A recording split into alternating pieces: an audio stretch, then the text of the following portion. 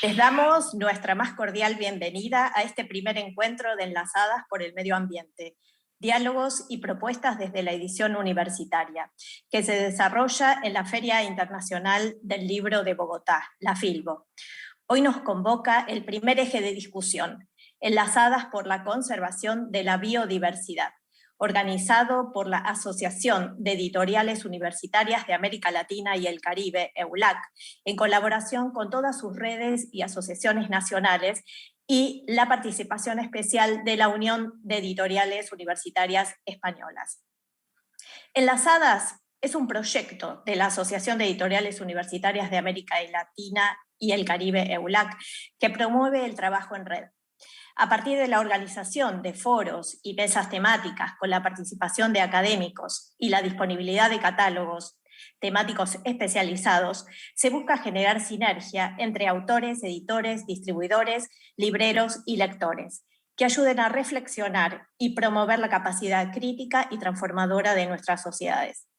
El proyecto se inició el año pasado con Enlazadas contra las violencias de género. Y este año damos inicio a Enlazadas por el Medio Ambiente, con 4 ejes temáticos en el marco de las 4 ferias del libro más importantes del mundo. Iniciamos hoy Enlazadas por la conservación de la biodiversidad en el marco de la Feria Internacional del Libro de Bogotá. Continuamos con el segundo eje, Enlazadas por el planeta sostenible, en la Feria Internacional del Libro de Buenos Aires en el mes de septiembre. Continuamos con el tercer eje, Enlazadas por la mitigación del cambio climático en la Feria Internacional del Libro de Frankfurt en el mes de octubre. Y cerramos Enlazadas por la educación ambiental en la FIL Guadalajara a finales de noviembre, principios de diciembre. Buscamos desde las editoriales universitarias generar debates desde diferentes perspectivas sobre los diversos problemas que giran en torno a la degradación ambiental. Se trata de una invitación a pensar los grandes temas que comprometen nuestro futuro y desde los cuales se requiere un trabajo innovador y una toma de decisiones colectiva, como la valoración y conservación de la diversidad biológica y cultural, la adaptación y mitigación al cambio climático, la generación de formas sostenibles del habitar y la educación ambiental. Por ello también pensamos que un catálogo de medio ambiente que acompañe estos debates permite ampliar la discusión y hace visible la diversa y rica producción bibliográfica generada en las editoriales universitarias de los países iberoamericanos. Con esta iniciativa aspiramos a colaborar con la democratización del conocimiento, llegando cada vez a más lectores y a promover el intercambio académico entre investigadores y docentes de diferentes países. Estamos muy contentos de lanzar hoy el catálogo de medio ambiente en la Feria Internacional del Libro de Bogotá. Esto ha sido posible gracias a la colaboración de las diferentes editoriales que conforman las redes y asociaciones nacionales de la Asociación de Editoriales Universitarias de América Latina y el Caribe, EULAC.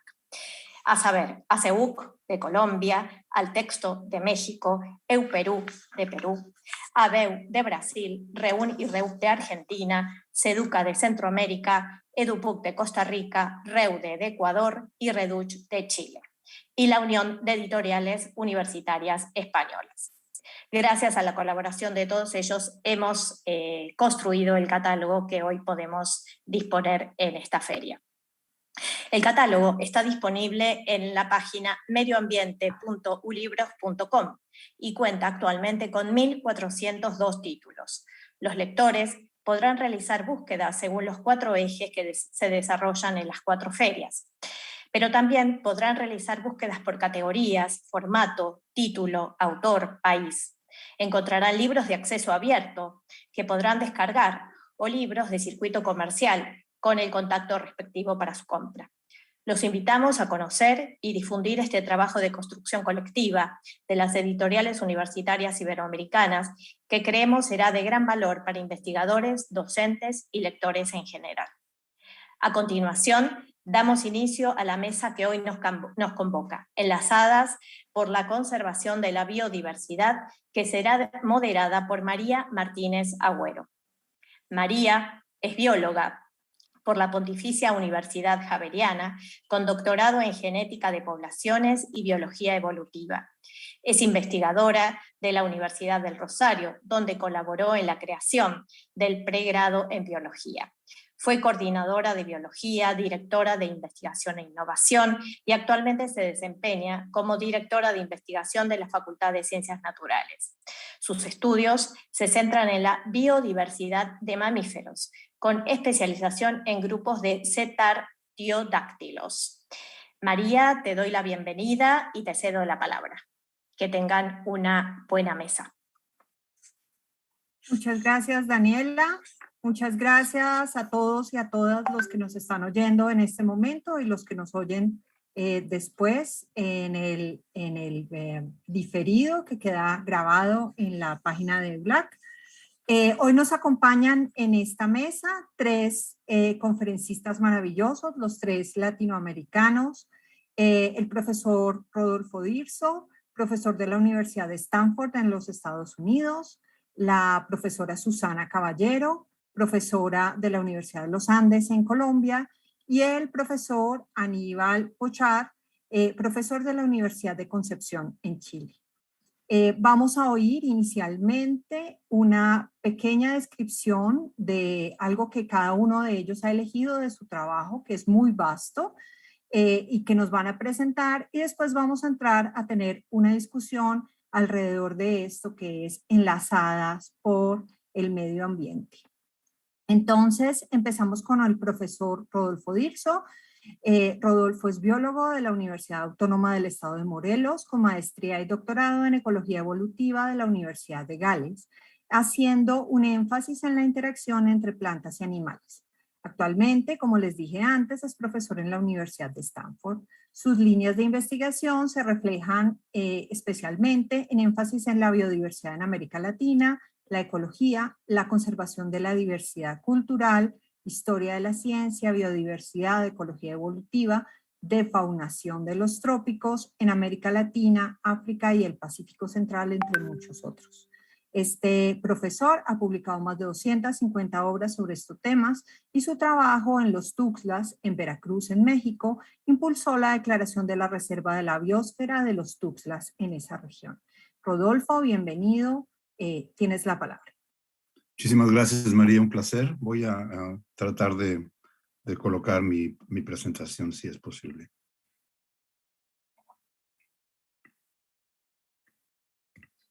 ¿Pueden ver? María, ¿se puede ver? María. No, nosotros no te estamos viendo, Rodolfo. No estamos viendo la pantalla compartida. Un segundo.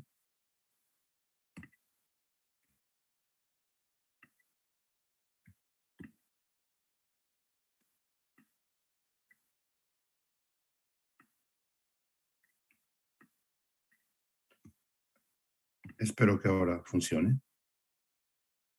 Sí, señor. Muchísimas gracias.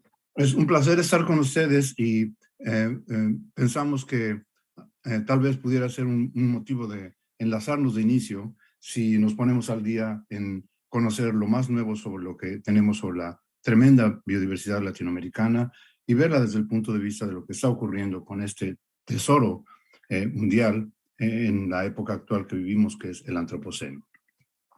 Si estuviésemos en algunas otras partes del mundo, hablar de la biodiversidad nos remitiría básicamente a hablar de la riqueza de especies. En el caso de Latinoamérica, tenemos que considerar por lo menos estas facetas que he enlistado para discusión esta mañana. Voy a ir uno por uno de estos elementos para darles una idea de lo que entendemos ahora de la gran biodiversidad latinoamericana, empezando con la diversidad de ecosistemas. Este diagrama de torta que ven aquí, este diagrama de pie, muestra lo que sería todo el territorio latinoamericano dividido entre los diferentes ecosistemas predominantes que hay en esta región. Dos cosas a las que quisiera llamar su atención. Primero, la sección en color verde, que representa el 44%, corresponde a lo que sería el bosque tropical lluvioso, la selva tropical lluviosa, lo que en inglés se llama el rainforest. Y es muy importante que una gran fracción de Latinoamérica tiene todavía ese maravilloso ecosistema, porque es, como muchos de ustedes saben, el ecosistema más rico a nivel mundial, por lo menos en términos de especies. África y el sureste de Asia tienen también ese tipo de ecosistema, pero no en la magnitud que tenemos en Latinoamérica. Un verdadero privilegio y tesoro regional. El otro elemento que quisiera que noten, por favor, es la diversidad de los otros tipos de ecosistema que hay aquí. Y aquí solamente he colocado las grandes categorías. Eso tiene un mensaje interesante. En Latinoamérica encontraríamos todos los grandes biomas, todos los grandes tipos de ecosistemas que hay en el planeta Tierra representados en nuestra región. Imaginen un experimento absurdo, una tragedia, una catástrofe, donde el resto del mundo se dañase y no quedaran ecosistemas o algunos de ellos se perdiesen. En nuestra región tendríamos un resguardo de todos los que hay a nivel planetario. Eso me parece de un significado verdaderamente profundo. Para hacerlo un poco más o menos, rápidamente un paseo visual por estos grandes ecosistemas. Arriba a la izquierda tiene el desierto de Altar en Chile, un sitio donde en esta localidad en particular nunca se ha registrado ninguna precipitación. Sin embargo, hay ecosistemas muy pequeñitos de comunidades de plantas presentes allí. En otras zonas áridas podemos llegar a ecosistemas áridos tan exuberantes como estos que ven aquí en las fotos de abajo en el centro de México. En el extremo opuesto de la condición climática tenemos el bosque tropical lluvioso, como les mencioné hace un rato. La foto de arriba a la izquierda pertenece a la provincia del Chocó, en Colombia, un sitio en el que llueve 8 metros de precipitación anual, el opuesto de sitios como Atacama, donde no llueve casi nunca. Aquí hay una gran cantidad de lluvia. Está la cantidad de precipitación que se podrán imaginar. Es casi posible que hasta los anfibios que requieren agua tengan problemas de exceso de agua en esta región. Fantástico ecosistema presente aquí. En el otro tipo de gradientes, subiendo en elevación, dentro de la zona tropical tenemos los fantásticos bosques de niebla, bosques de neblina o bosques mesófilos verdaderamente misteriosos, esponjas de agua que nos ayudan mucho a mantener la calidad y cantidad de agua. Los ecosistemas de bosques de coníferas, como este que ven aquí en el centro de México, los importantísimos bosques de mangle o bosques de manglares que protegen nuestras costas, muy importantes, y desde luego a elevaciones mayores, los páramos o vegetación alpina, como se llama en estas dos fotos fantásticas que muestran la belleza y diversidad de nuestros ecosistemas en esta región. Más allá de los ecosistemas está lo que todo mundo piensa cuando hablamos de biodiversidad, la riqueza de especies.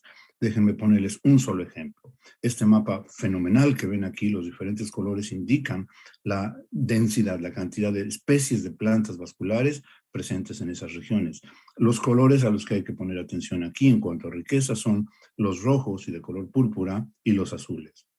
Y como pueden ver de inmediato, nuestra región latinoamericana está privilegiada en ese sentido.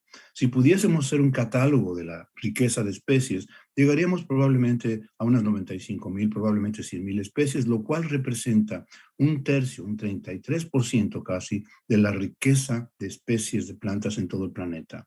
Si hacemos este mismo análisis con mamíferos, con aves, con reptiles, encontraríamos ese número que parece ser ahora un número mágico que surge de manera consistente. Un tercio de la riqueza de especies del planeta se encuentran en nuestra región. Nuestra región es el sitio, el bastión de un tercio de la gran riqueza planetaria, correspondiente a aproximadamente un 33%, un tercio.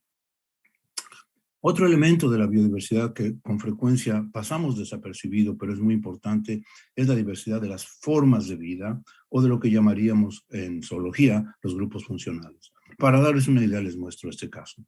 Vean, este es un bosque tropical lluvioso. Obviamente hay muchas especies allí, pero lo que quiero llamar la atención es cómo, en este caso, las plantas se han diversificado, se han evolucionado en ser diferentes formas de afrontar los desafíos del ambiente. En un bosque tropical lluvioso el problema es que hay tal exuberancia de la vegetación que la luz es el problema en particular en el estrato bajo, en el sotobosque.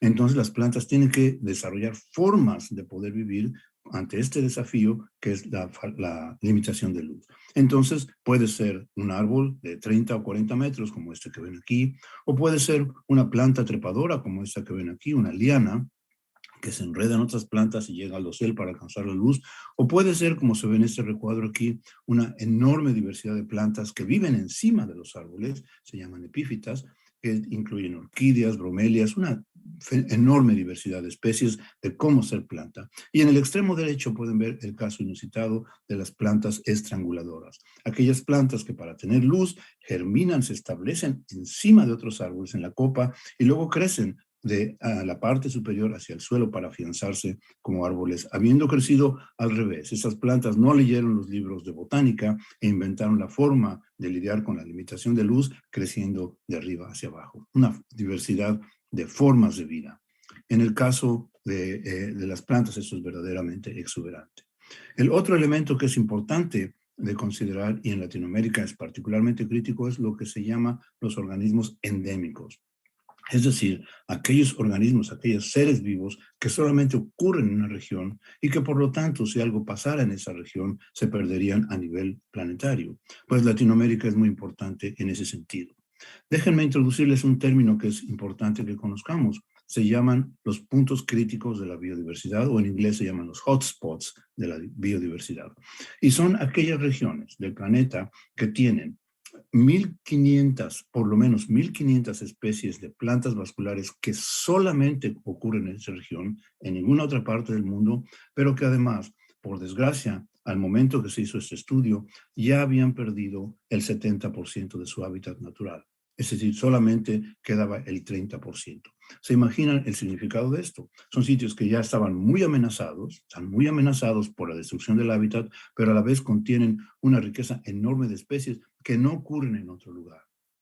Es decir, esos serían los puntos críticos en los que podríamos poner nuestro enfoque, nuestro interés para protegerlos, porque es verdaderamente un conglomerado de especies únicas y ya están amenazados.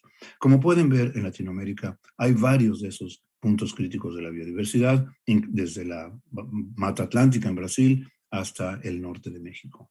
Entonces, en cuanto a lo único, verdaderamente único, Latinoamérica también es muy sobresaliente. Y paso al último elemento que no puedo dejar de lado porque es crítico en nuestra región y es un verdadero tesoro a nivel mundial, que es lo que podríamos llamar la agrobiodiversidad, es decir, la diversidad biológica que surge de la interacción con los humanos. Déjenme introducir eso brevemente, de dónde viene esta diversidad, agrobiodiversidad. Viene de la interacción de nuestras poblaciones ancestrales. En Latinoamérica probablemente tenemos hasta este momento, ojalá que no hayamos perdido todavía más, aproximadamente 400 grupos étnicos distintos. Son nuestros amerindios sobrevivientes, que tienen una riqueza cultural enorme, representado en 600 lenguas que aún persisten. Y representan en aproximadamente 1.6% de la población mundial y en Latinoamérica un 7%. Lo importante para la discusión que estoy tratando de llevar con ustedes es que estas culturas, estos grupos ancestrales, por su tradición milenaria, han conocido la biodiversidad, han interactuado con ella y han generado esta idea que les quiero comunicar, CET, el conocimiento ecológico tradicional. La forma de ver, de entender, de conocer nuestro entorno natural, que a la vez genera tesoros como los que ven aquí. La domesticación del maíz, esta planta que era un zacate, un arbusto, una planta herbácea, un malezoide, esta gente, en particular en esta región de Oaxaca, en la cueva de Guilana Kids, tenemos la evidencia de que los grupos indígenas locales lograron hacer la domesticación de esa especie para transformarla gradualmente en una planta que era muy ramificada, en una planta más discreta que permitió que sus estructuras reproductivas crecieran y cambiasen de esto a esto para crear esa maravilla que hoy tenemos a nivel mundial, el maíz. Esas culturas, estos grupos tradicionales siguen domesticando y generando variedades tan diversas como las que ven aquí. Vean, maíces desde muy pequeños y gorditos, de colores rojos, de colores azules, blancos. Todo esto indica riqueza cultural, riqueza de estudio, riqueza de conocimiento, riqueza de sabores, medicinas, culturas, tradiciones, comidas y demás.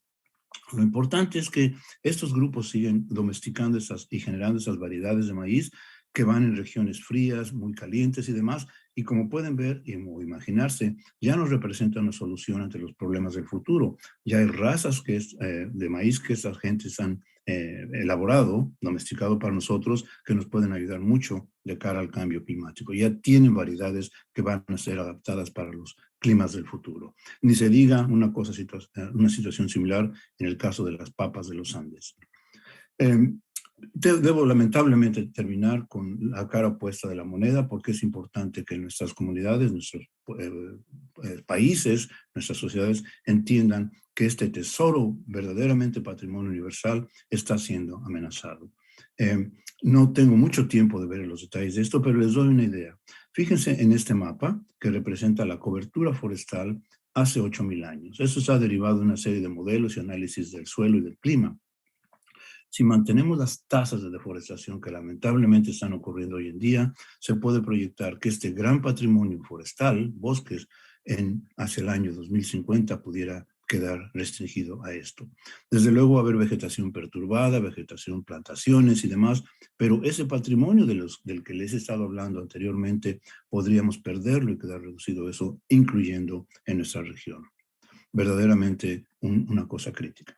Les hablé hace un momento de los puntos críticos de la biodiversidad que son únicos y súper importantes a nivel mundial, y les decía que la definición de esos puntos es que solamente quedaba un 30% de su hábitat natural. Un estudio más reciente con imágenes de satélite más sofisticadas muestra que en los sitios de diversidad, los puntos críticos de diversidad en Latinoamérica han perdido mucho más de lo que habían perdido cuando se hizo ese primer análisis. Verdaderamente un desafío que tendríamos las sociedades latinoamericanas de conservar este patrimonio. Cierro con esta pregunta. ¿Por qué sería importante para todos nosotros? Y ese es un enlace que en nuestro esfuerzo del día de hoy queremos hacer. Eso es muy importante para todos nosotros por múltiples razones. Voy a tocar uno, que es el caso de lo que se llama los servicios ambientales, lo que derivamos de beneficio, más allá del valor intrínseco que tienen estos ecosistemas, tienen estos valores que pueden ver ustedes aquí en esta diapositiva. Servicios que tienen que ver con la provisión de recursos como agua limpia, madera, alimentos, modelos para generar medicinas nuevas. Pueden ser servicios de regulación, por ejemplo, la dispersión de las plantas, la polinización de nuestros cultivos, el control biológico por parte de animales que controlan plagas. Desde luego también viene un servicio enorme que a veces no se le toma en consideración, el servicio de inspiración, de recreación, de educación que tenemos en nuestros ecosistemas. Y desde luego a un nivel muy básico, esos ecosistemas representan la base de la cadena alimenticia que tenemos y que disfrutamos en nuestros países. Cierro tocando el punto de la recreación, inspiración y valor educativo con una cosa que me parece importante de resaltar: el valor de inspiración, de tradición y conocimiento. Y para ello me remito a un poema náhuatl del siglo XVI, que dice así: cual joyeles abren sus capullos tus flores, rodeadas de follaje de esmeralda, están en nuestras manos, preciosas, olorosas flores. Ellas son nuestro atavío, oh príncipes, solamente las tenemos prestadas en la tierra. Voy a dejar la diapositiva unos segunditos para que reflexionemos en lo que es crítico en este esfuerzo del día de hoy, de enlazarnos, de entender el gran patrimonio que tenemos y la gran responsabilidad que tenemos con las generaciones del futuro, como bien nos lo decía este poema náhuatl del siglo XVI. María, muchas gracias y gracias a todos por su atención. Muchas gracias, Rodolfo, por tu presentación. Genera muchas preguntas que seguramente discutiremos en unos minutos. Vamos a darle paso ahora a la doctora Susana Caballero. Susana es bióloga y microbióloga de la Universidad de los Andes, tiene un doctorado en Ecología y Evolución de la Universidad de Oakland, es investigadora en la Universidad de los Andes y sus líneas de investigación se centran en el uso de técnicas moleculares para el estudio de las poblaciones y los procesos evolutivos de diferentes especies de animales acuáticos, especialmente delfines, tanto de río como marinos, manatíes, ballenas y tiburones. Susana, bienvenida y queremos oír un poco de tu investigación.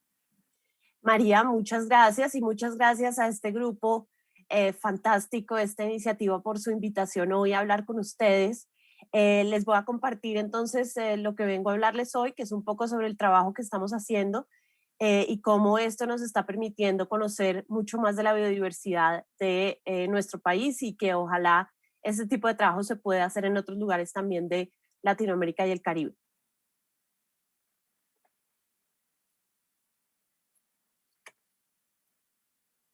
Muy bien, ¿ahí me ven bien? Sí, estamos viendo perfectamente. Ok, bueno, muchas gracias. Entonces yo les voy a hablar sobre cómo se puede estudiar la biodiversidad en una gota de agua, que puede sonar un poco extraño, pero ya verán a qué me estoy refiriendo.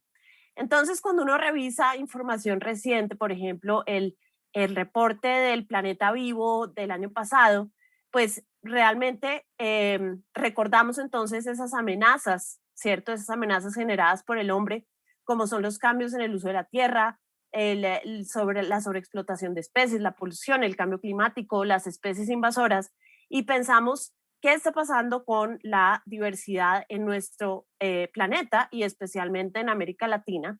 Y dentro de este reporte uno encuentra un número, digamos, un índice que han calculado ciertas organizaciones, entre ellas WWF, que calcula la abundancia de 21.000 poblaciones de vertebrados a partir de 4.000 fuentes de información, y esta información se compara con la abundancia de estas mismas especies que existía en el año 1970. Y si miramos esto para Latinoamérica, pues es bastante preocupante, porque se ha dado una reducción al 94% de esas especies, de la abundancia de esas especies que teníamos en Latinoamérica hace básicamente unos 40, casi 40, ¿qué? 40 y 52 años, 51 años. Entonces, fíjense cómo puede cambiar el panorama en 50 años, que es bastante preocupante y frustrante, porque ¿cómo vamos a hacer nosotros para cambiar estas tendencias, cierto? Y si vemos este pie que tenemos acá, básicamente lo que está afectando nuestra diversidad es básicamente lo más grave que afecta a nuestra diversidad es la pérdida de hábitat, la degradación, entre esto también la deforestación y también sobreexplotación de especies, cambio climático, etc. Y como ya nos dijeron en la presentación anterior, que creo que fue muy, no solamente muy bonita y muy clara, sino también nos explicaron claramente por qué nosotros dependemos de la biodiversidad. Y básicamente esta imagen lo que muestra es que nosotros, nuestra salud y nuestro futuro sobre el planeta depende de esta biodiversidad. Entonces, ¿cómo podemos estudiar la biodiversidad y saber qué tenemos antes de que se nos acabe? ¿Y quién la debe estudiar? Porque nosotros, a veces, digamos, los científicos, los biólogos, los ecólogos, nos hemos quedado en nuestro pequeño mundo científico, nos hemos aislado un poco del resto de la población y a veces pensamos que nosotros tenemos el conocimiento y la verdad, y resulta que hay muchas maneras de aproximarse al conocimiento y muchas maneras de aproximarse a la verdad. Y por eso en esa diapositiva lo que quiero mostrar es que se puede tener conocimiento científico y verlo como algo que va en contra del conocimiento tradicional o viceversa, tener conocimiento tradicional y pensar que eso va en contra del conocimiento científico, o más bien unirnos los científicos y unir nuestro conocimiento científico con el conocimiento tradicional para poder conocer más y realmente poder hacer algo por esa protección de nuestra biodiversidad. Y ahí viene una palabra que pongo aquí en rojo, que es la humildad. Tenemos que poder bajarnos un poco de nuestro pedestal de científicos y poder arremangarnos, ¿cierto? Subirnos las mangas y trabajar con nuestras poblaciones, con nuestras comunidades para conocer nuestra biodiversidad.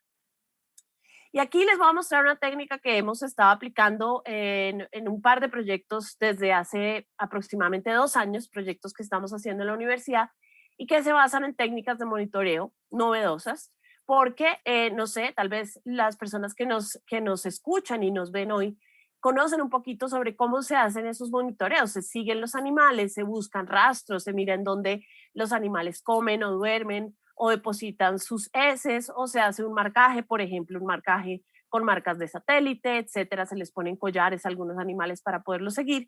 Y esto tiene unas ventajas, ya que podemos confirmar la presencia, podemos hacer censos, entonces podemos nuevamente poder saber la abundancia, cuántos organismos hay.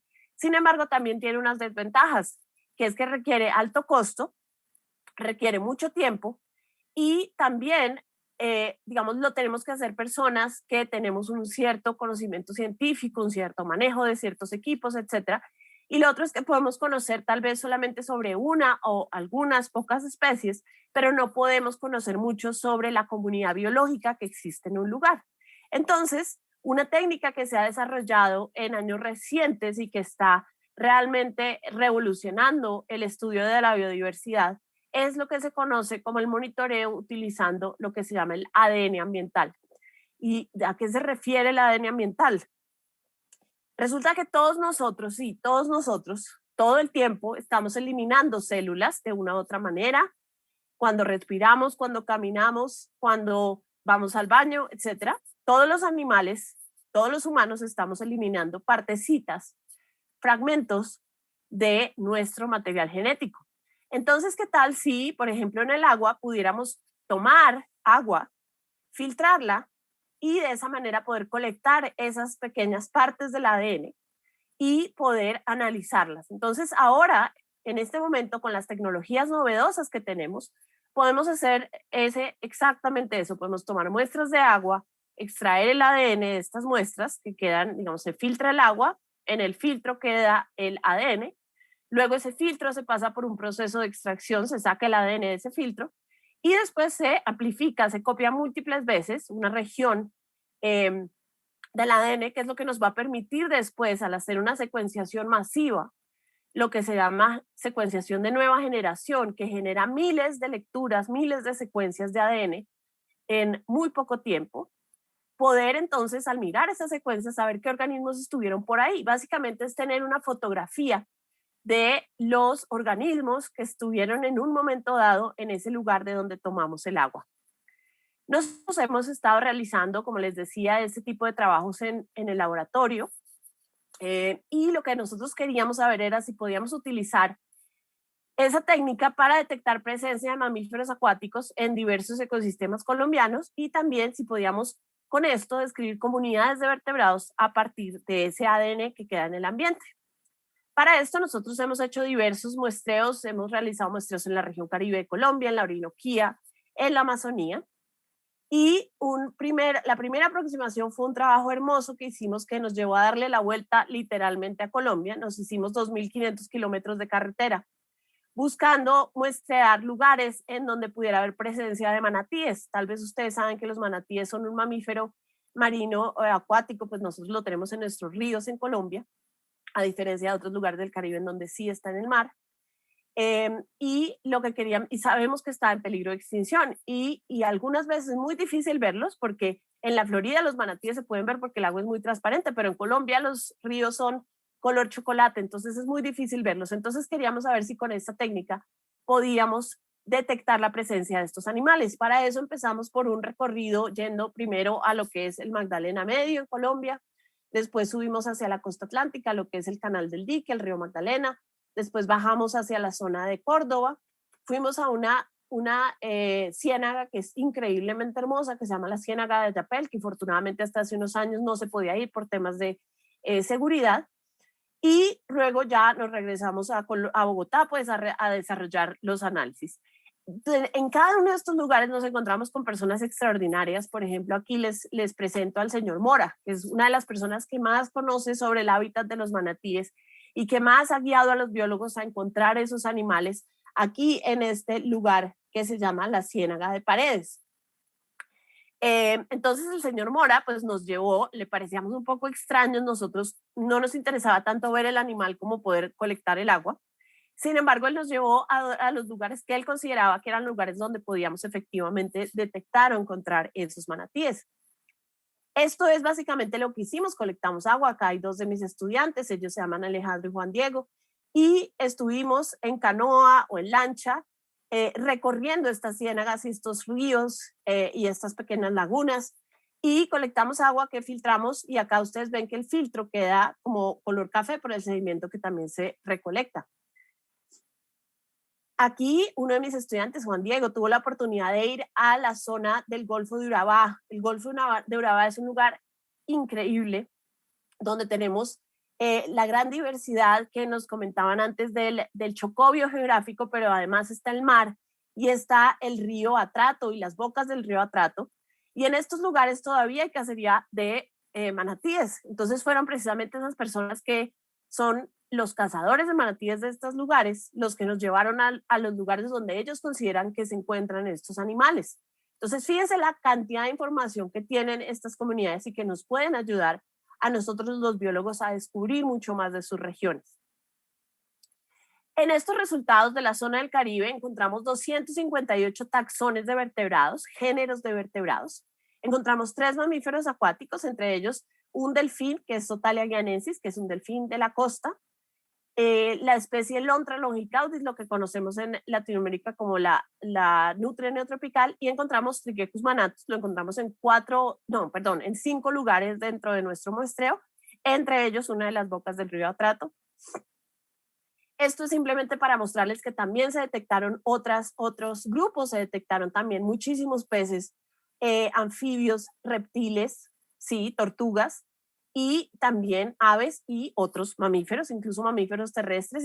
Encontramos, por ejemplo, un mono en esta zona de Urabá, que es una especie que está en peligro crítico, que se llama Ateles fusiceps.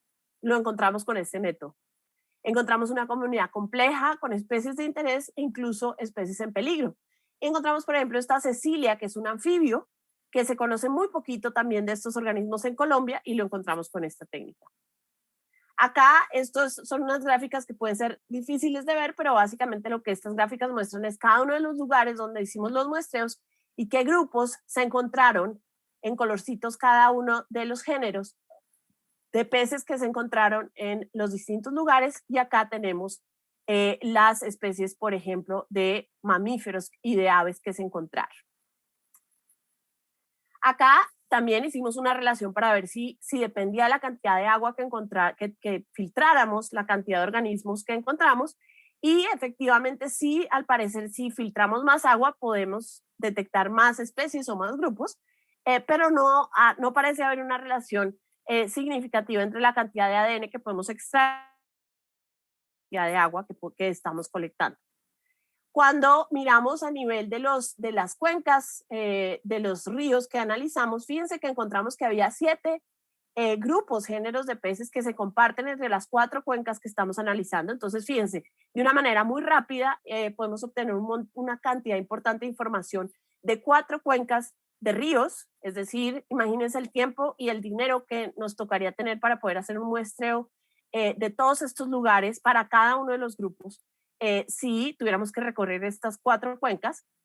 Luego fuimos a la Amazonía. En la Amazonía hicimos un muestreo en las zonas cercanas a Puerto Nariño, en Colombia, y también estuvimos en Caballo Cocha, en una laguna conectada con el cuerpo principal del Amazonas, en la zona ya del Amazonas peruano.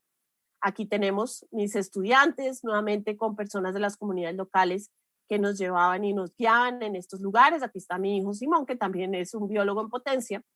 Y después estuvimos también en la Orinoquía haciendo un muestreo en una zona hermosa de este país, que es muy cercana a lo que se conoce aquí como Puerto Carreño, en el municipio del Bichada. Esto es básicamente en la frontera con Venezuela. Esto es Venezuela, esto es Colombia.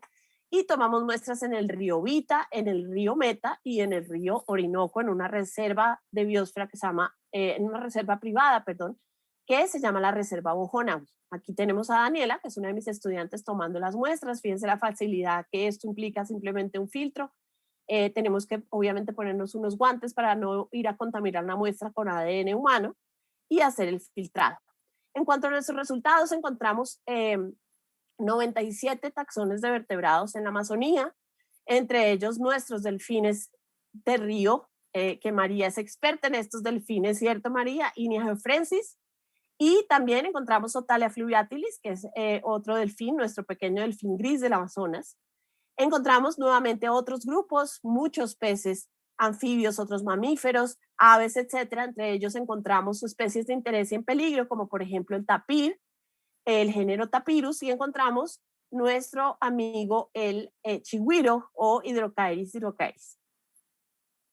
En el Orinoco encontramos también una gran diversidad de grupos de especies. Encontramos especies de interés como por ejemplo la nutria gigante, el delfín rosado, encontramos una gran diversidad también de aves, encontramos incluso un pequeño colibrí que no había sido reportado antes en esta región del país.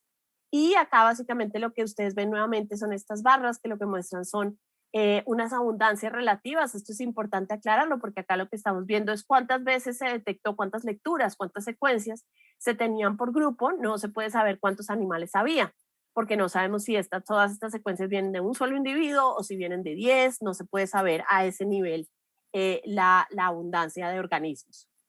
Sin embargo, pues básicamente acá lo que estamos mostrando es cómo los ríos se parecen más entre sí, las comunidades de vertebrados que encontramos en ríos se parecen más entre sí, las que encontramos en esos pequeños caños que se desecan en la época seca en la región de la Orinoquía, también los encontramos, digamos, más parecidos entre sí en cuanto a las comunidades de vertebrados que tienen. Y aquí nuevamente hicimos este ejercicio de comparación y vemos que hay algo de grupos de géneros que son similares entre ríos, lagunas y caños, pero hay una gran diferenciación también entre lo que encontramos, por ejemplo, en comunidades de vertebrados entre los ríos con respecto a los caños y a las lagunas. Y acá quiero terminar con una palabra que me gusta mucho, que es devolver. Esta información, como nosotros científicos podemos analizarla de una manera, pero tal vez lo más importante es llevarla de vuelta a las comunidades que trabajan con nosotros y mostrarles lo que ellos tienen y cómo ellos pueden hacer uso de esa información en sus procesos de, por ejemplo, establecer proyectos de ecoturismo, de establecer y de tener la información que pueden usar, por ejemplo, cuando les proponen un proyecto de desarrollo que pueda afectar su biodiversidad y su forma de vida. También para mí el sueño es poder hacer este tipo de proyectos en donde no seamos nosotros los que estemos tomando las muestras, sino que sea la misma comunidad, ir a enseñarles y que ellos puedan explorar su biodiversidad de una manera fácil, rápida y que ellos sean los protagonistas de este trabajo. Muchas gracias nuevamente por la invitación y espero que les haya gustado lo que les vine a contar hoy. Muchas gracias. Muchas gracias, Susana. Inspirador estas posibilidades que nos dan las técnicas avanzadas. La ciencia avanza y eso nos permite conocer cada vez mejor el mundo que nos rodea. Vamos a cerrar esta primera parte de nuestro encuentro con Aníbal Puchar. Aníbal es biólogo de la Universidad de Concepción con doctorado en ecología forestal de la Universidad de Montana en los Estados Unidos. Actualmente es docente de la Universidad de Concepción, donde es director del Laboratorio de Invasiones Biológicas, algo que ya mencionaron tanto Rodolfo como Susana. Sus líneas de investigación son ecología de las invasiones biológicas y sus impactos sobre la biodiversidad, las funciones de los ecosistemas, conservación y manejo de los recursos naturales, especialmente las interacciones y las sinergias que existen entre el cambio global y las invasiones en ecosistemas de montaña. Aníbal, muchas gracias y bienvenido a este espacio. Te escuchamos. Muchas gracias, María. Bueno, y gracias por la invitación a la Asociación de Editoriales Latinoamericanas. Es realmente interesante poder hablar y pensar también de que hay mucha literatura que está surgiendo desde nuestro continente, de nuestra sociedad, y que estamos aportando a la ecología global. Entonces, lo que yo quiero comentar hoy día tiene que ver con eso, ¿no? Cómo desde Latinoamérica estamos aportando, y para eso voy a hacer énfasis en el ejemplo de IDBES. Ya les voy a comentar un poquitito más, y cómo podemos colaborar con IDBES para, de alguna forma, hacer una síntesis del conocimiento en ecología y en conservación para la toma de decisiones, porque finalmente, como lo decían ambos expositores anteriores, tenemos una clara tarea pendiente, que es salvar la biodiversidad que nos va quedando. Entonces, es importante cómo todos nosotros podemos aportar, tanto con conocimiento que también como con la acción. Quiero empezar, en realidad mis diapositivas son más bien una forma de ir comentando algunos temas que están ocurriendo. Estamos claramente en una crisis de biodiversidad, y esta crisis sin duda no solo está afectando a las especies, a los ecosistemas, pero también afecta a nuestra calidad de vida. Así que nosotros lo que estamos realmente ocurriendo es que estamos enfrentados a una crisis que sin precedentes en la historia humana, ¿no? El último informe de IPCC de la semana antepasada, ¿no es cierto?, indicaba ya que estamos con niveles de cambio climático ya que son irrefutables debido a la acción humana, ¿no? Y por lo tanto, tenemos una responsabilidad que tomar, ¿ya? Estos son resultados que es del informe IPBES del año 2019. IPBES es la plataforma intergubernamental para la biodiversidad y los servicios ecosistémicos, que incluye ciencia y política.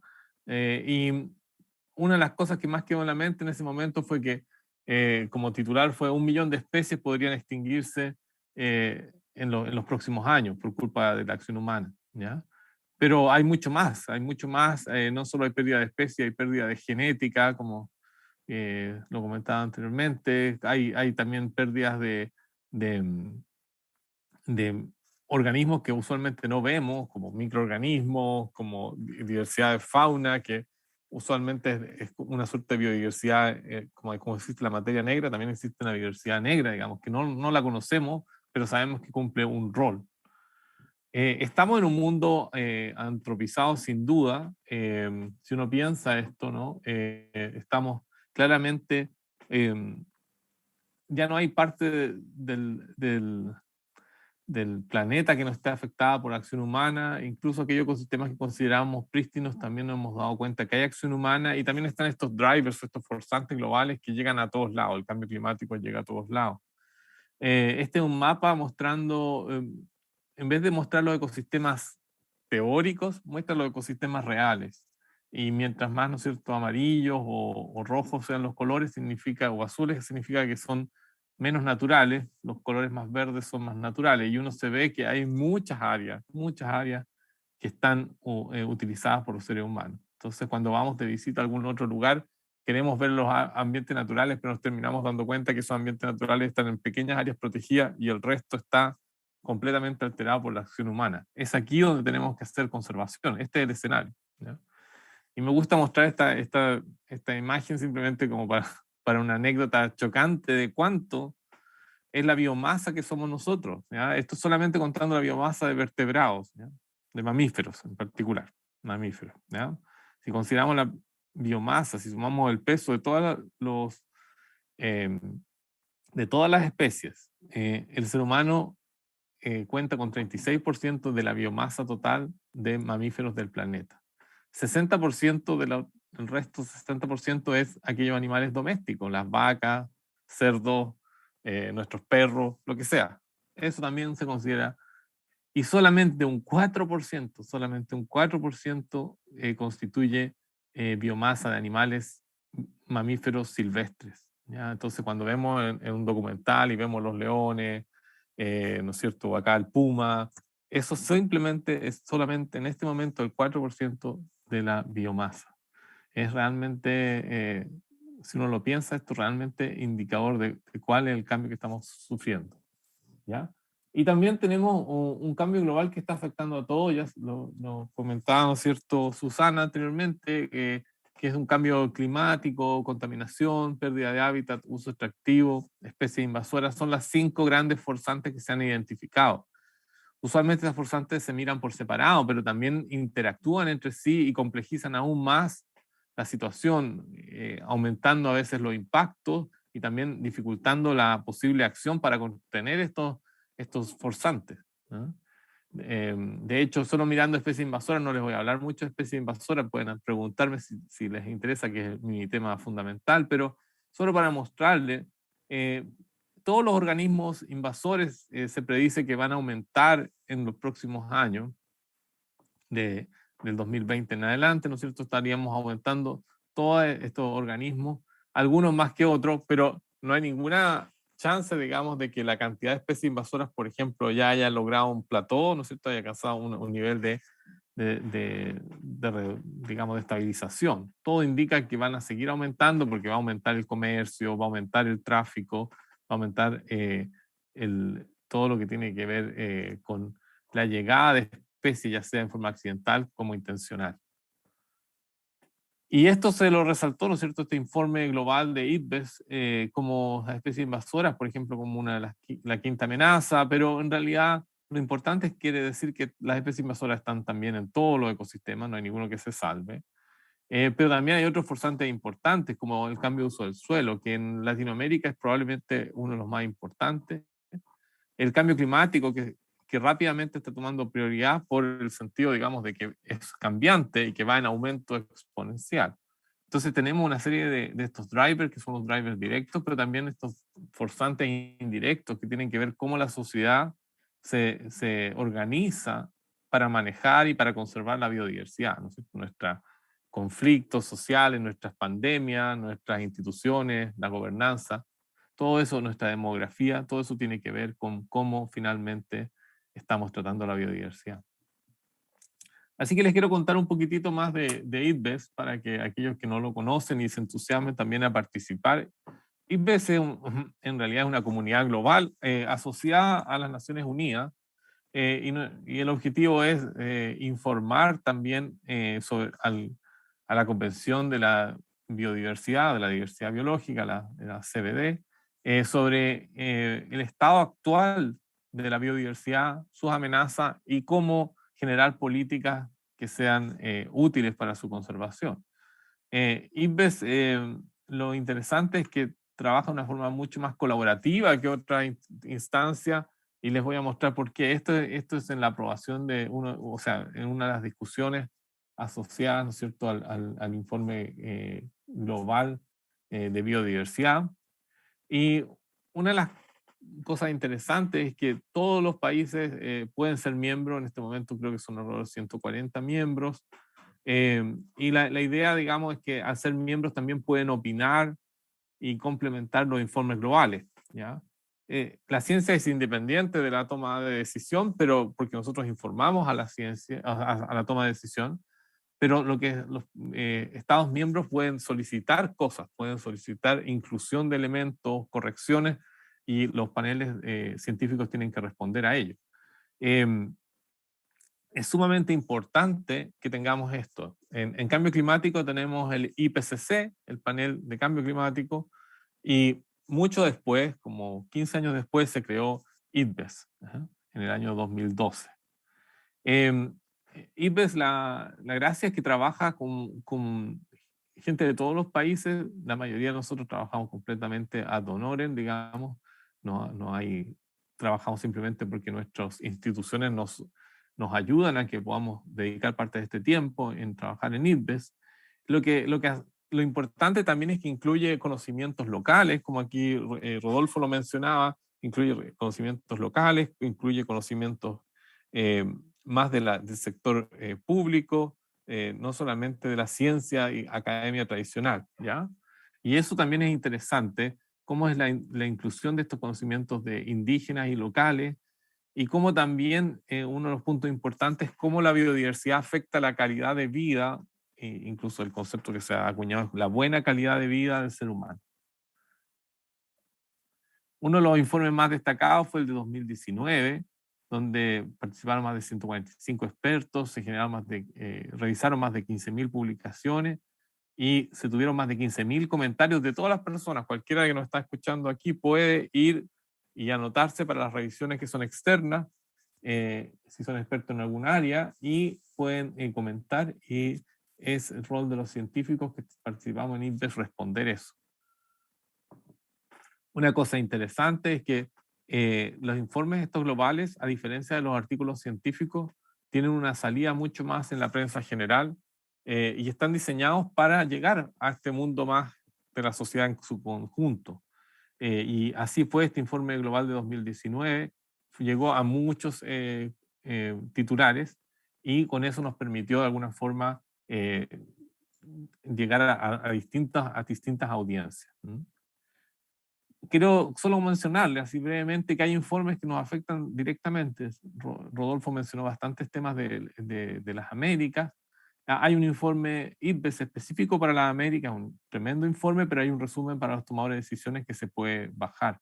Y aquí una de las cosas que más se destacó es que América tiene mucho servicio ecosistémico y mucha biodiversidad, somos afortunados, pero también tenemos amenazas que están ocurriendo ahora. Otros países ya ocurrieron esas amenazas hace 50, 100 años atrás, en nuestros países todavía siguen ocurriendo, ¿ya? Está también el informe para pandemias y biodiversidad, que es muy interesante, asociado, surgió muy rápido el año pasado, y el rol de cómo, cómo el ser humano, afectando a la biodiversidad, también ha promovido las pandemias. Y esto tiene que ver también con enfermedades transmitidas por zoonóticas y otros tipos de enfermedades asociadas, ¿no es cierto?, a todo este desarreglo que estamos teniendo con la biodiversidad. También hubo un informe muy reciente de este año en biodiversidad y cambio climático, y lo interesante es que este informe logró juntar a estos dos megapaneles, IPBES y IPCC, a un grupo selecto de autores, y hacer que biodiversidad y cambio climático estén a la misma altura y se vea la relación entre ambas crisis. Como se ve ahí en el gráfico, hay como este traslape entre ambas crisis que realmente pone en riesgo la estabilidad del planeta y también, ¿no es cierto?, la estabilidad de la vida humana. Yo estoy a cargo, digamos, junto a la colega Helen Roy del Reino Unido y a Peter Stowe de Canadá, estoy a cargo del informe sobre especies invasoras. En otra oportunidad les podré comentar más de eso, pero lo interesante es este trabajo colaborativo, más de 80 autores y de todos los continentes, con buen balance de género, ¿no es cierto?, con buen balance de representación de estos continentes, con la imposibilidad de que haya talleres con comunidades indígenas para traer esa información a la palestra, digamos, ahí al informe. Y también, ¿no es cierto?, la llegada de información de distintos lugares, una revisión muy exhaustiva.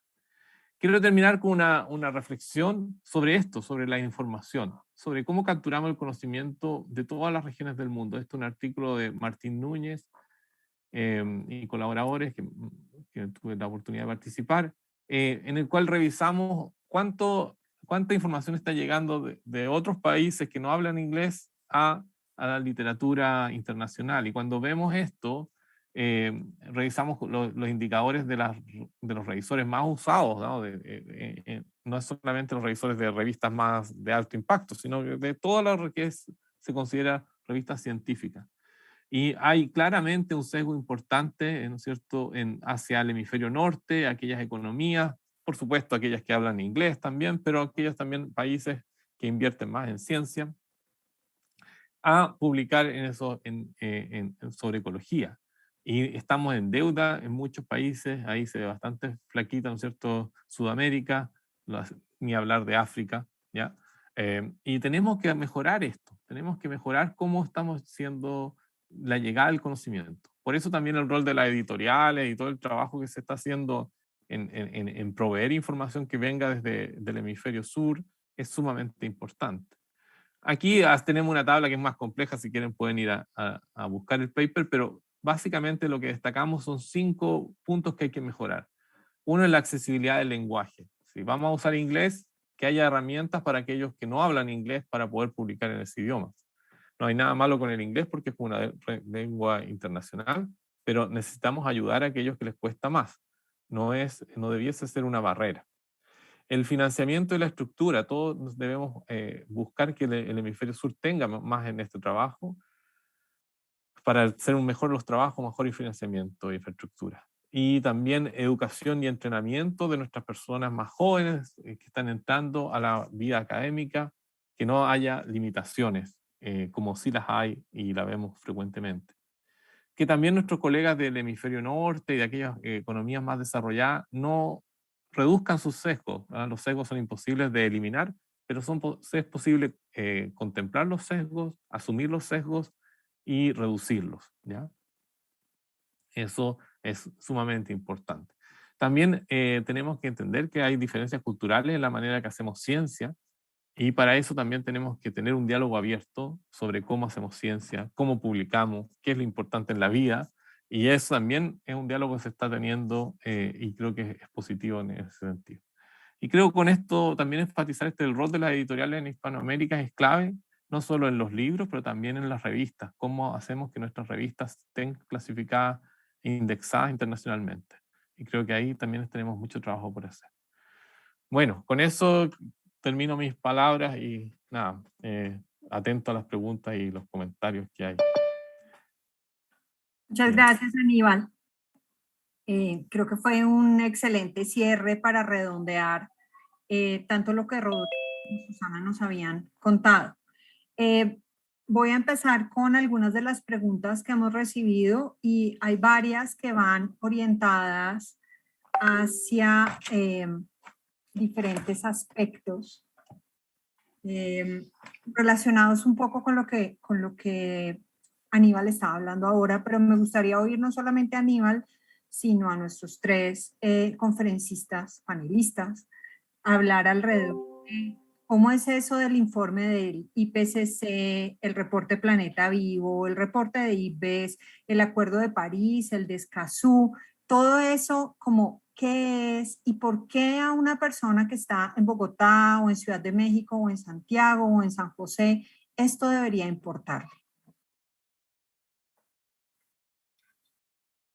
Me parece que es pertinente que empiece Aníbal, siendo la persona más involucrada en particular con el IPBES, y después tal vez podemos complementar a Aníbal, ¿te parece?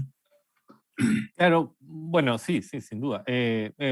Lo que a todos nos afecta porque es la manera que estamos tratando de hacer una suerte de gobernanza global de estos temas tan complejos. Es decir, para solucionar un tema como el cambio climático, no sirve de nada que Colombia haga algo, que Chile haga algo por separado, no tiene mucha instancia, digamos, no va a servir de mucho. Entonces necesitamos tener acuerdos globales. Y todo esto que estamos trabajando, sé que a veces abruma un poco a las personas, aparecen informes todas las semanas y todo, incluso uno que está metido hasta el cuello en esto, todavía aún así se pierde, ¿no? Pero lo importante es que la mayoría, y no decir la totalidad de los informes coinciden en un 99% en el estado de la crisis y en las soluciones. Entonces, lo que tenemos que empezar a hacer ahora es que los gobiernos escuchen a estos informes. Así que, bueno, Rodolfo puede comentar más porque tiene una experiencia vasta en cómo llevar estas cosas también a la escala más local, que a veces es complejo. Gracias, Aníbal. Yo precisamente quería hacer mi intervención en ese sentido. Esta serie de organizaciones y esfuerzos internacionales, el más famoso de los cuales es el del IPCC por el cambio climático, que es el cambio global más sexy, si bien no el único y probablemente no el más crítico, el de la biodiversidad, en mi opinión, es verdaderamente serio.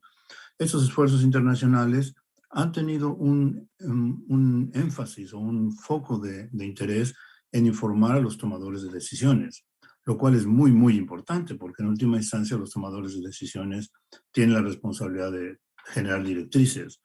Pero yo creo que el otro elemento que es muy importante que hay que hacer es el de informar a la población en general. Y creo que gradualmente, en particular el IPBES, se va moviendo en incluir esos informes que sean mucho más accesibles y de mucha participación del público general. Mi opinión particular es que para poder afrontar los gravísimos problemas del cambio global antropogénico en general, con sus diferentes facetas que ya Aníbal y Susana mencionaron, requerimos también un movimiento, digamos, ascendente, no solamente de los tomadores de decisiones hacia abajo, sino también de la sociedad en general.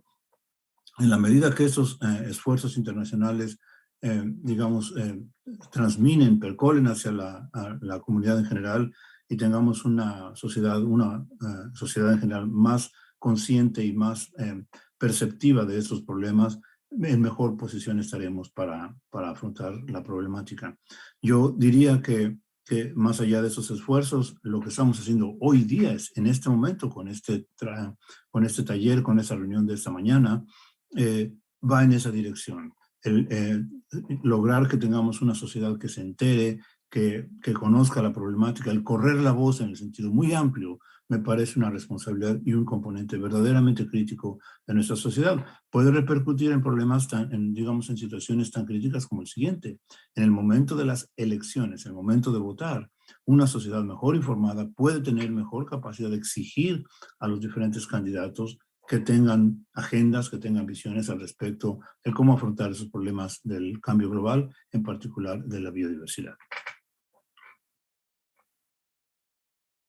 Creo que tenemos un problema con la conexión de Susana, pero voy a dar paso a la siguiente pregunta. Ah, no, ahí está. ¿Quieres complementar algo sobre lo que Aníbal y Rodolfo han presentado? Pues tal vez lo que yo quería decir es que tenemos que hacer un mejor esfuerzo por informarnos como comunidades, como público general. Y también, pues, digamos, nuevamente los científicos, pero también, digamos, los medios, y en eso se incluyen los medios escritos, las editoriales, etcétera. También yo creo que sería muy importante hacer un esfuerzo de traducir un poco toda esa información para que la gente normal, la gente del común, eh, pueda entender la relevancia de esos acuerdos, pueda entender la importancia de ser parte de esas convenciones internacionales y de que nosotros como ciudadanos de este planeta finalmente vamos a tener que tomar esas decisiones y eso va a depender mucho de las personas a las que elijamos como nuestros gobernantes. Gracias. Esto me da pie para nuestra segunda pregunta, que va orientada hacia cómo lograr ese equilibrio entre la literatura científica, pero también la producción de textos que estén al alcance del ciudadano común y de que cualquier persona que esté interesada pueda acceder. ¿Cómo logramos esa articulación y cómo convencemos a los científicos? Susana. Pues yo ahí quiero ser un poco crítica de las maneras como medimos, digamos, el desempeño de los científicos o de los profesores, etcétera. Yo creo que hemos caído un poco en una carrera de egos, de que tenemos que publicar en las revistas que tengan mayores factores de impacto, que tengan como que sean en cierto idioma, que sean de ciertos lugares del mundo, etcétera. Y nos hemos olvidado de que realmente lo que a nosotros nos llevó a estudiar ciencia y a ser científicos en gran medida, creo yo, y lo veo también digamos, mi experiencia como profesora con estudiantes universitarios que empiezan, es que uno en gran medida estudió ciencia porque quería cuidar, porque quería salvar, porque quería descubrir.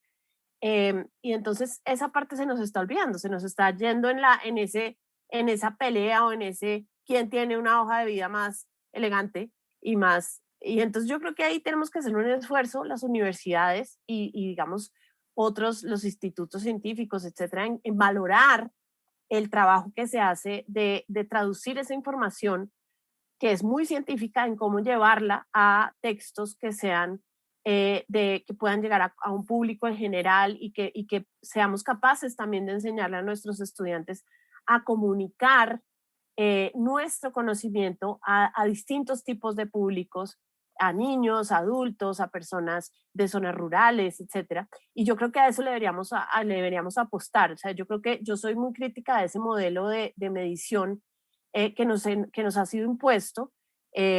Sé jugar el juego, digámoslo así, pero me parece que es un modelo que no debe aplicar simplemente en América Latina porque nuestras condiciones son súper diferentes a las de muchos lugares del mundo y estamos en una región en la que realmente lo que necesitamos es que los científicos nos acerquemos a las personas del común, o sea, nuestras poblaciones normales y corrientes y que podamos enseñar realmente, ampliar nuestro campo de enseñanza. Entonces, a mí me encantaría, si así como estamos en esta reunión por una iniciativa de las editoriales universitarias, ¿por qué no intentamos hacer unos textos didácticos interesantes, bonitos, para explicarle a las personas todo esto de lo que hablamos, por ejemplo, hoy, de estos convenios, de lo que es la pérdida de biodiversidad, etcétera, y que eso sea valorado en nuestras universidades? Yo creo que realmente hemos caído en un juego de egos que nos está llevando a algo que realmente no estamos teniendo el impacto que se requiere en este momento para realmente poder hacer algo por conservar nuestra biodiversidad y llevar ese conocimiento a las personas que necesitan a los tomadores de decisiones, a las personas de las comunidades, etc.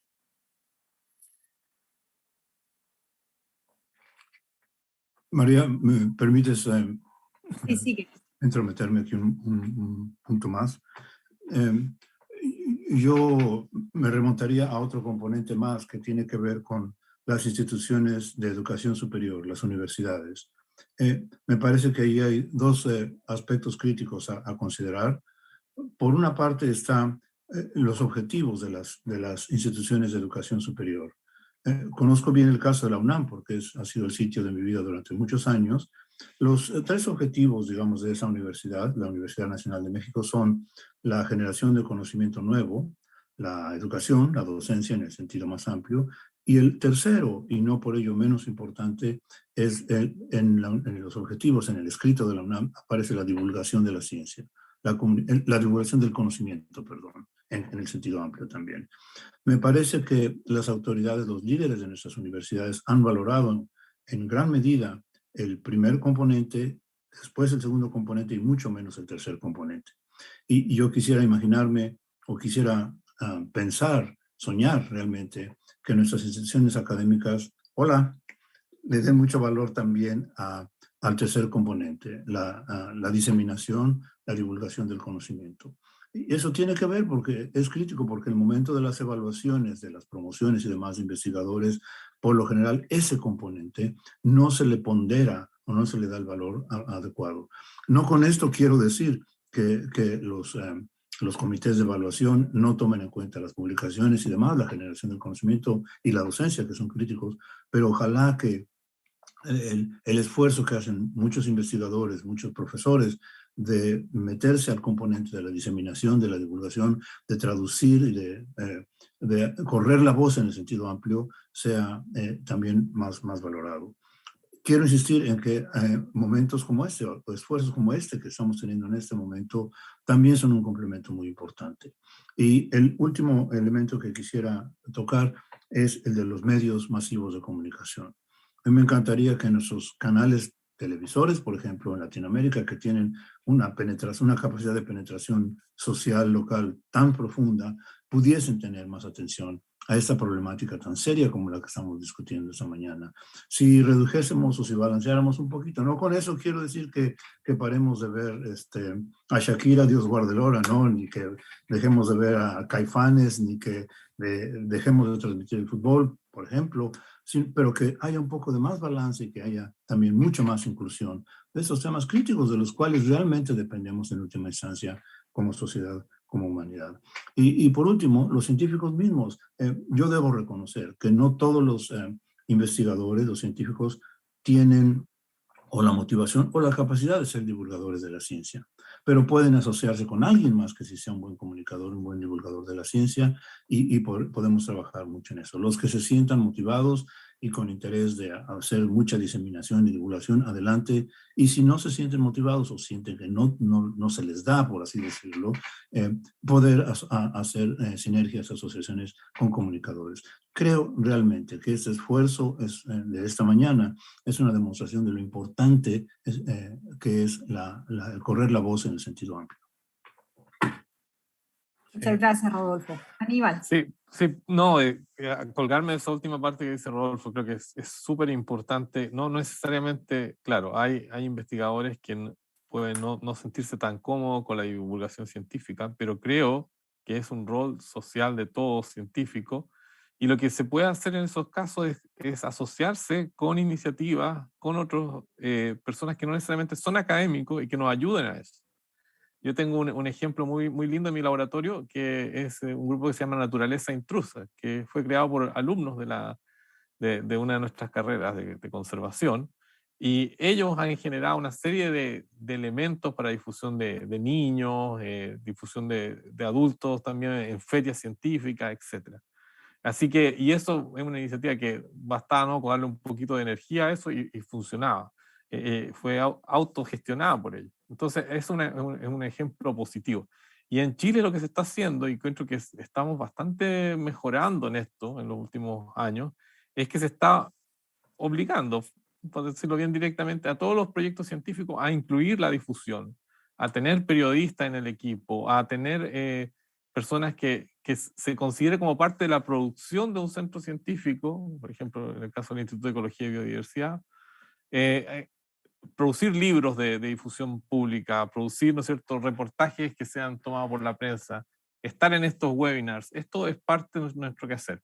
Y yo creo que todos tenemos un rol y podemos generar equipos de trabajo súper colaborativos, como Rodolfo lo indicaba, y son importantes, porque finalmente si la sociedad está en este carril, aquí en Chile se ha visto con varios proyectos que, por ejemplo, han cambiado, proyectos mineros, proyectos hidroeléctricos, que gracias a que la sociedad estaba bien informada, hemos logrado hacer modificaciones. Entonces, creo que es sumamente importante. Esa es la palabra clave, Aníbal, una sociedad informada. Es en lo que creo que tenemos una misión y una responsabilidad profunda, no solamente nosotros en el ámbito científico, sino lo que está el grupo que nos ha convocado esta mañana. Realmente es tomar esa responsabilidad de moverse hacia una sociedad más informada, más enganchada y digamos, no tanto por una actividad coerciva, sino por una actividad realmente de convencer y hacerlo atractivo para la comunidad amplia. María, si me permites, dos puntitos más que surgen a partir de la intervención de Susana y de Aníbal. Yo quisiera tocar, mencionar el caso otra vez de las comunidades rurales y comunidades indígenas. Yo creo que tenemos mucho que aprender también de ellos. En muchos casos, si bien nosotros podemos tener un lenguaje científico, el conocimiento que esas comunidades tienen es verdaderamente profundo. Así que para mí es un factor crítico de diseminación, el público amplio en general, pero en particular esa variante de Homo sapiens, que es el tomador de decisiones. Ahí es donde debemos tener una influencia muy profunda. Y el último punto en relación al ejemplo de Aníbal, de su estudiante o sus estudiantes, yo veo con muchísimo agrado que los estudiantes de nuestros laboratorios, de nosotros profesores que ya tenemos algunos tricomas de color blanco y esperamos a tener un poco de deforestación acá y demás, los estudiantes que vienen en sus laboratorios, yo siento que están tomando la batuta con mucho interés.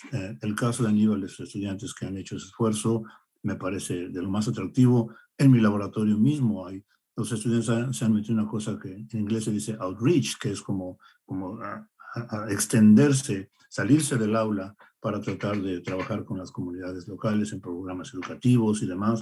Creo que en la medida que vayamos, digamos, inculcando eso también en las generaciones que vienen detrás de nosotros, va a ser muy importante también. Muchas gracias. Nos preguntan, hacen una pregunta puntual sobre los defensores ambientales. Entonces, estamos en una región que es diversa, no solamente desde el punto de vista ecológico, sino cultural, como lo decía Rodolfo, y tenemos gente que en las comunidades se ha empoderado en la defensa de su territorio. Lo hemos visto en diferentes países de Latinoamérica, comunidades que se movilizan para pedir que no se hagan obras extractivas, que se instale una minera o que se hagan distribuciones territoriales diferentes. Pero eso también genera rápidamente un choque con cosas que pasan en Latinoamérica también y que son una realidad, como los intereses de privados, muchos de ellos al margen de la ley. Entonces, ¿cómo podemos, este movimiento, estos informes, cómo estos acuerdos internacionales pueden ayudar a los países y darles elementos para hacer protección no solamente de los ecosistemas, sino también de la gente que vive en ellos o cerca de ellos y que está tratando de hacer conservación efectiva? No sé quién quiera empezar por este tema que es bastante espinoso. O sea, si quieres comienzo, pero no tengo mucho que decir, excepto que resulta absolutamente necesario, obvio, que hagamos esto, que las personas que son ambientalistas estén protegidas, porque su rol es fundamental para poder mover estos temas. Si no fuéramos ambientalistas, muchos temas estarían en el olvido. Los científicos hacemos un rol que es mucho más neutro, no sé, es distinto. Y es necesario los ambientalistas, y es necesario su voz, y es necesario escuchar a la gente. Es triste que algunos países, incluido mi país, Chile, no estemos incluidos, por ejemplo, en el informe Escazú. O sea, en el informe no, en el acuerdo de Escazú, que tiene que ver con la protección de los derechos de los ambientalistas y todo, ¿no? La participación ciudadana, el derecho a la información. Pero espero que prontamente se pueda revertir esa situación. Hay un componente más, digamos, más perturbador, además de lo que ha dicho Aníbal, que es el caso de los trabajadores ambientalistas o de los luchadores ambientalistas, que lamentablemente son hostigados y no, por desgracia, no es raro verlos asesinados también. Empezamos a tomar un poco de más conciencia de ese problema tan profundo a partir de Chico Mendes en Brasil. Es una persona que hoy en día se ha hecho el nombre emblemático, y hay fundaciones y organizaciones que honran el esfuerzo de esa persona. Pero María y compañeros, es un problema verdaderamente profundo que tiene que ver con la corrupción, que tiene que ver con la falta de solidaridad social amplia con esos grupos de ambientalistas trabajadores que en muchos casos, muy lamentablemente, terminan pagando con su vida los esfuerzos de protección de los ecosistemas naturales y de los servicios ambientales de los que dependemos todos. Yo realmente me siento pues muy agobiado de no poder tener una respuesta más alentadora a la persona que hizo esa pregunta tan crítica, pero por lo menos en este foro tan amplio, que yo creo que muchas personas están escuchándonos o viéndonos, por lo menos percibamos la magnitud y la existencia de este problema y la magnitud que tiene, y ojalá que colectivamente empecemos a movernos en la dirección de protegerlos y de valorar el trabajo que estas personas hacen. Susana.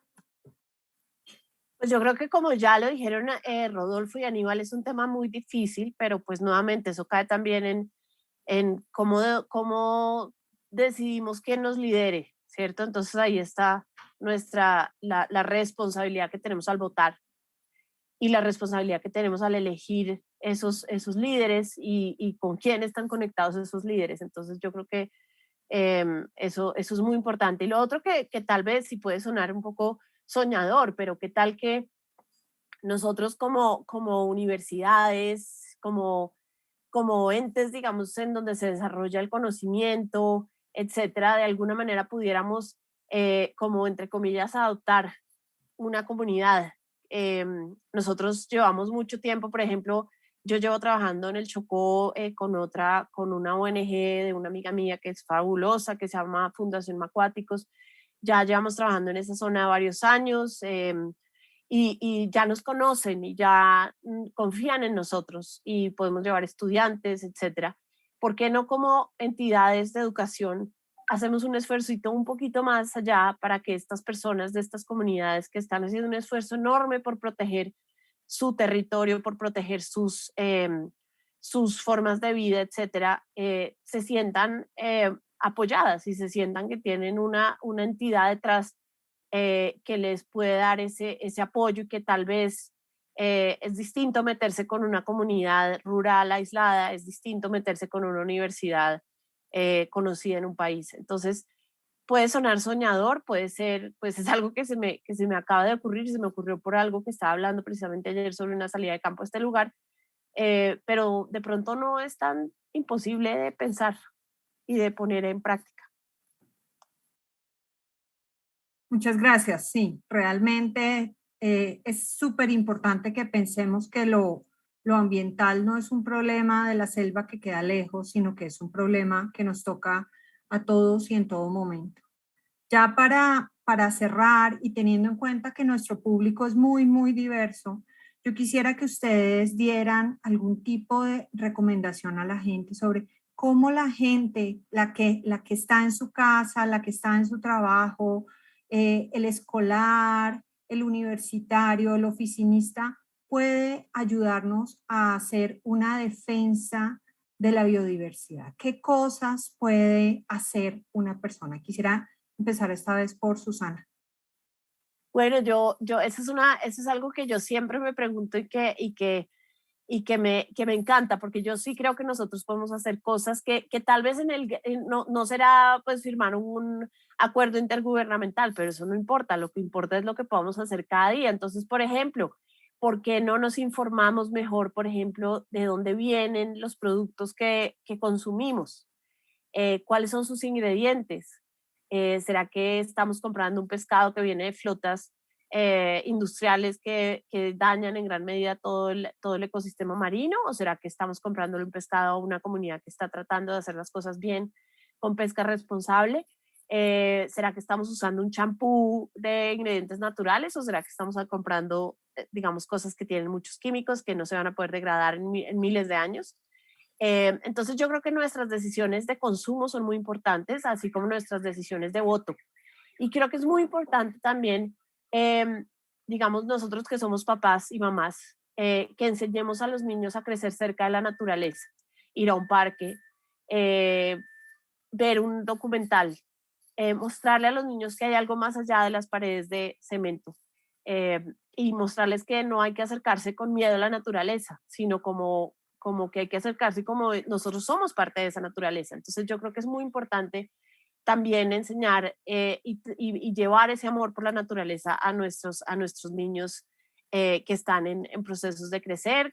Creo que es muy importante reciclar, reutilizar y sobre todo nuevamente pensar qué estamos haciendo nosotros en cuanto a nuestro consumo, en nuestras decisiones de voto, etcétera. Tenemos el poder en nuestras manos, así no lo creamos.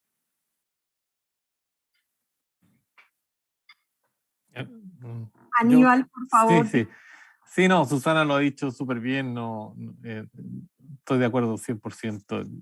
Quizá lo que más enfatizar, aparte de la decisión personal de hacer o no hacer ciertas cosas, creo que sigue siendo súper importante por quién votamos. O sea, leer mucho, ¿no? Informarse, leer los libros de estas editoriales, porque igual es importante tener información.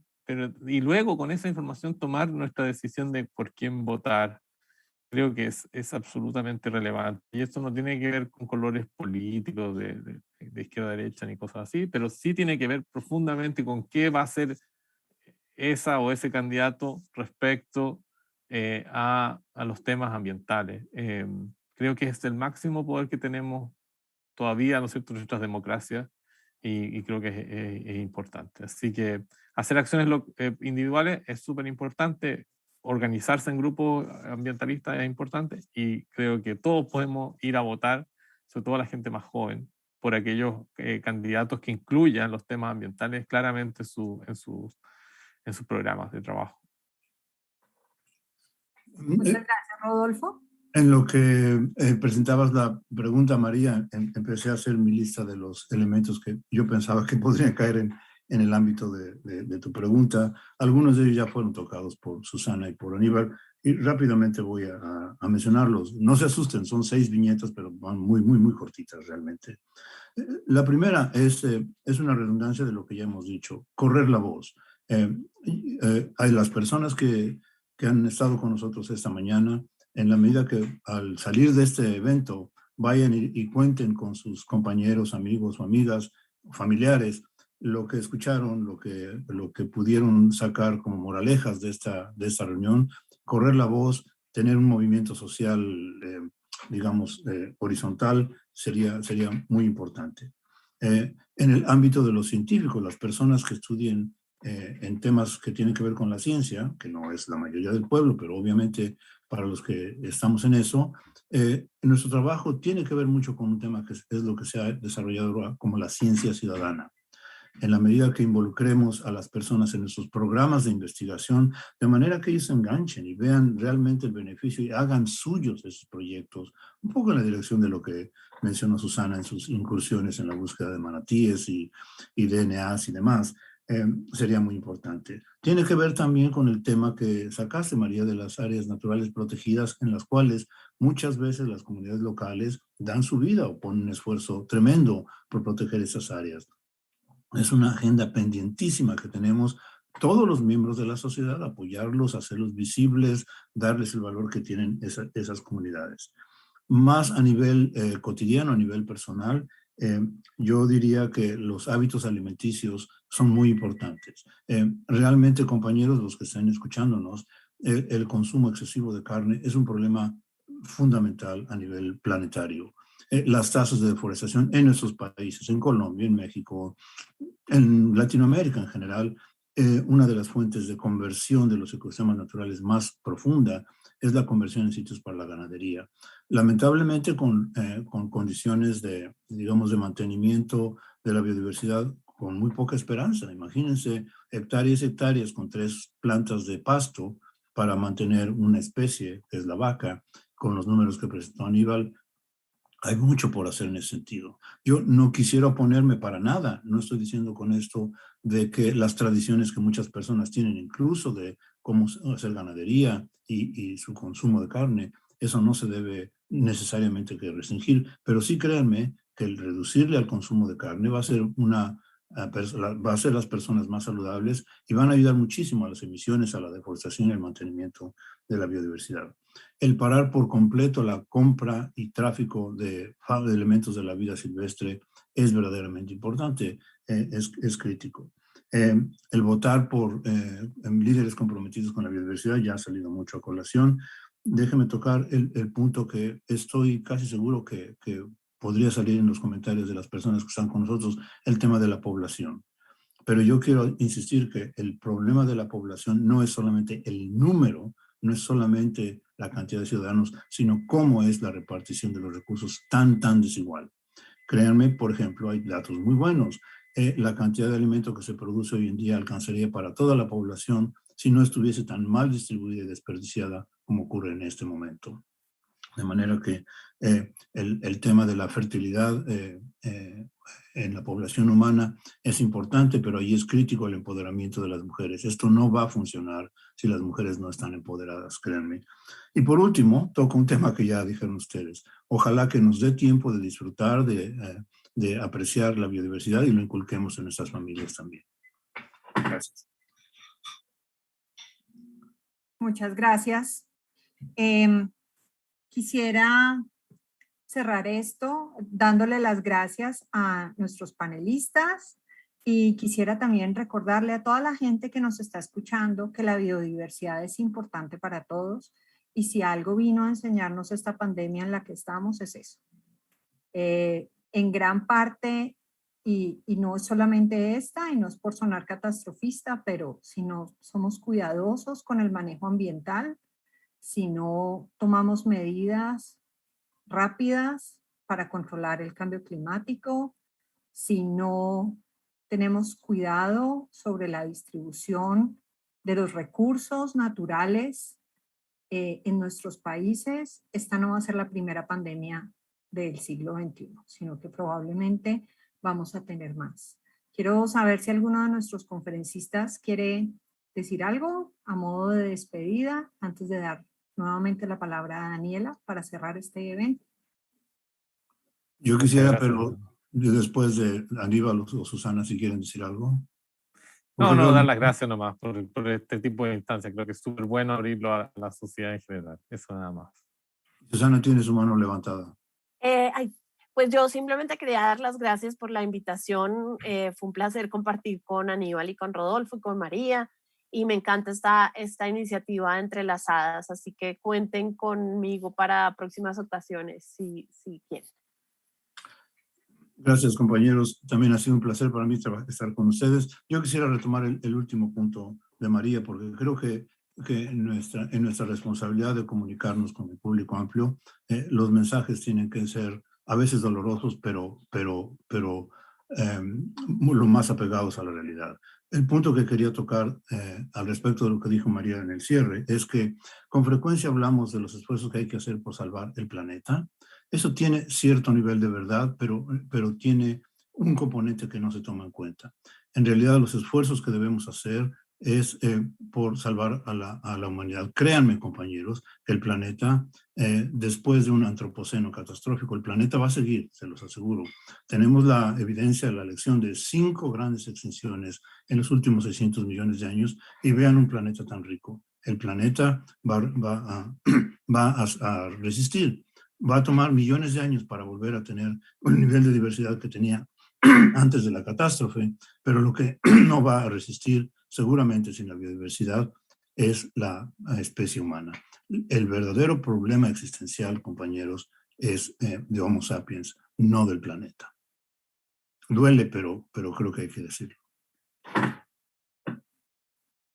Muchas gracias, Rodolfo. Nuevamente invitamos a todos y a todas los que nos han estado acompañando ahora, a los que se van a unir después y van a ver esto grabado, a tomar decisiones. Cualquier decisión que usted tome, así parezca pequeña, es un aporte muy grande. Si cada uno de nosotros hace cosas por el ambiente, vamos a tener un mejor futuro para no solo para los otros habitantes del planeta, sino de manera especial para los seres humanos que estamos acá. Y con esto quiero agradecer a nuestros 3 conferencistas y doy la palabra a Daniela Verón, quien va a cerrar de manera formal el evento. Muchas gracias, María. En nombre de la Asociación de Editoriales Universitarias de América Latina y el Caribe, queremos agradecer a todos los panelistas por sus reflexiones y sus aportes que han sido realmente muy enriquecedores para seguir pensando. A Rodolfo Dirso, de la Universidad de Stanford, a Susana Caballero Gaitán, de la Universidad de los Andes, de Colombia, a Aníbal Pollar, de la Universidad de Concepción, Chile, y la coordinación de María Martínez Agüero, de la Universidad Nacional del Rosario, de Colombia. También a todos aquellos que nos acompañaron a través de las redes de transmisión de este evento, y decirles que pronto aquellos que no pudieron escucharnos van a poder ver en el canal de YouTube esta grabación. Para cerrar, quería transmitirle 3 invitaciones. La primera, que va a ser durante esta semana, el viernes 20, se va a presentar también en el marco de la Filbo un avance del trabajo de investigación que se está realizando sobre la cartografía de la edición académica iberoamericana. La cita va a ser entonces este viernes a las 10 horas, Bogotá, y se transmitirá por Facebook Live de la Universidad del Rosario. La segunda, los esperamos el próximo mes, en septiembre, en la Feria Internacional del Libro de Buenos Aires, también virtual, que vamos a realizar el segundo encuentro de Enlazadas por un Planeta Sostenible, y prontamente en las redes van a encontrar información. Y la tercera es que pueden bucear en el catálogo de medio ambiente que hemos creado y en la página medioambiente.ulibros.com, y que nos sigan en las redes sociales para conocer todas nuestras novedades. Y bueno, muchas gracias por estar presentes y hasta la próxima.